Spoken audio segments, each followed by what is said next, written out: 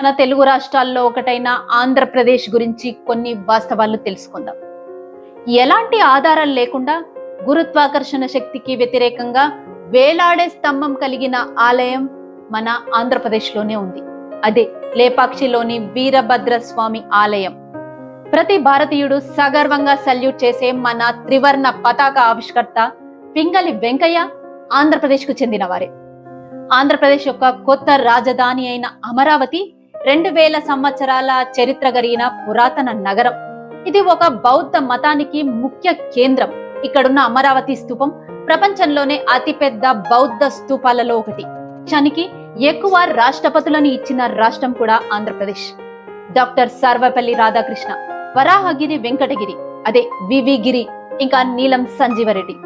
ప్రపంచంలోనే ప్రఖ్యాతి చెందిన దేవస్థానం, ప్రతిరోజు 50,000కు పైగా భక్తులు దర్శించుకుంటున్న దేవస్థానం శ్రీ తిరుమల తిరుపతి దేవస్థానం ఈ రాష్ట్రంలోనే ఉంది. ఇంకా మన దేశంలో ఉన్న 3 రాకెట్ ప్రయోగశాలలలో ఒకటి ఆంధ్రప్రదేశ్ లో ఉంది.